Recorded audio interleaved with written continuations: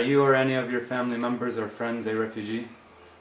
I am not a refugee, but two of my aunties are married into refugees in Dheisha and Haida refugee camps. Mm-hmm.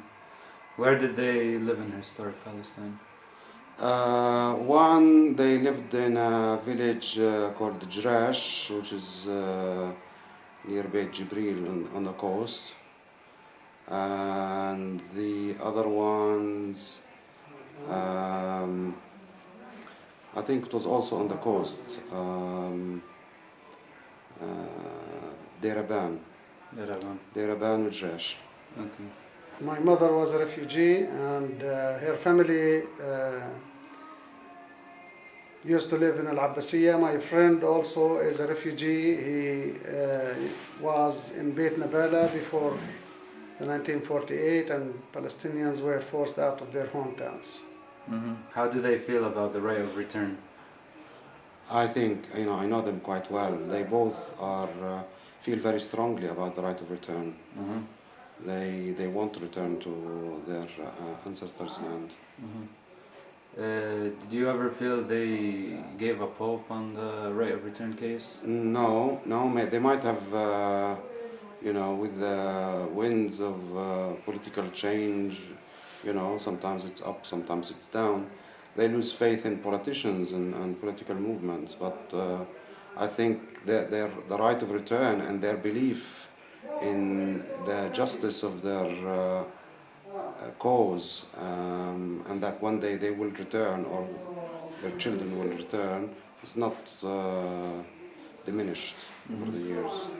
Of course, the people who first generation refugees are very strongly committed to the right of return. They even feel more strongly about people who are not refugees, probably, simply because they have memories, they have ties to the land, they have their deeds and their keys to the houses, and therefore they don't feel easy about other people saying that they shouldn't have the right of return. Mm-hmm.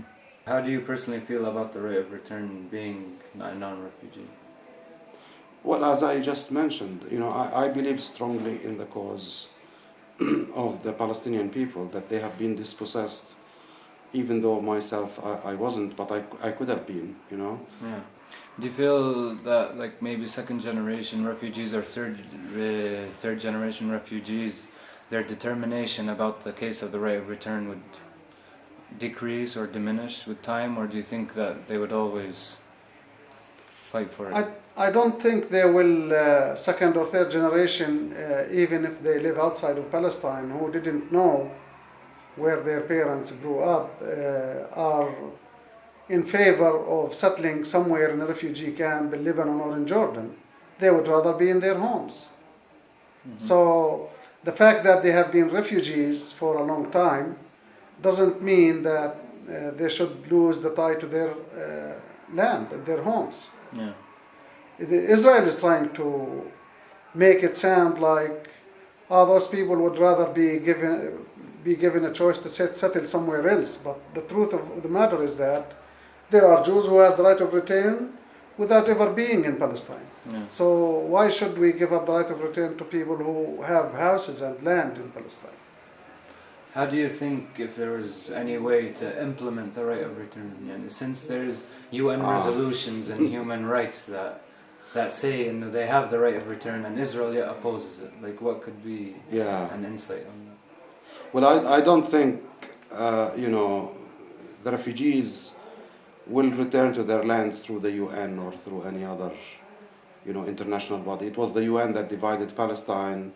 In the first place, it was the UN and Western countries that settled the Jews in Palestine, gave them the promise of a homeland in Palestine, with total disregard to our rights and the fact that we were here living in the land. Mm-hmm. So I'm one of those who believe the famous statement by Jamal Abdel Nasser, the late Egyptian president in the 50s, who said what was taken by force can only be returned by force.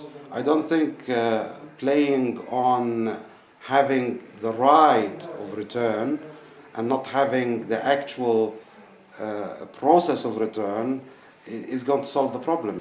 In my view, this can be easily handled by having a one-state solution for two people, Palestinians and Jews, with a democratic state. This way, Palestinians can come back to their homes and there will be no problem. Well, I don't think the solution that is being proposed and that's being accepted by Palestinian leadership on the 1967 borders actually involves a return of the refugees to the 67 borders. I think they cleverly or in bad faith, they separated the refugee problem from the Palestinian state problem. And so they said the refugee problem will be solved as a humanitarian case on a case-by-case basis separately. And the peace process is really aimed at creating a Palestinian state on the 1967 borders. And so there are rumors that, okay, once this state is established, then the refugees can be settled in this state, i.e. in the West Bank and Gaza. Gaza is almost 60% refugees, and it's a big sardine.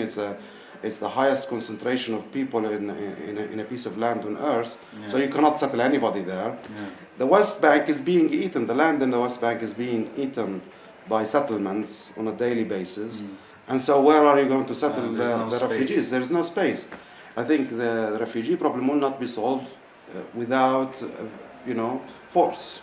It is an unfortunate thing, but Israel had many chances to solve this problem in the 70s, in the 80s, in the 90s with the Oslo Accord, and they never took those chances because they don't want to give up on their dream of a Jewish state in Palestine. Yeah. So I'm afraid I am one of those, and I think there are millions of Palestinians like me who are waiting for the final war, the war that actually will decide and will settle the wrong that was done by the creation of Israel, and will resettle the Palestinian refugees back to their homes, restore the rights of the Palestinians. But this is becoming more of a historic and kind of religious course that is going towards this inevitable war that's coming sooner or later, I'm afraid. But we haven't lost really hope or faith in our rights, because our cause and our what was done to us is obviously one of the most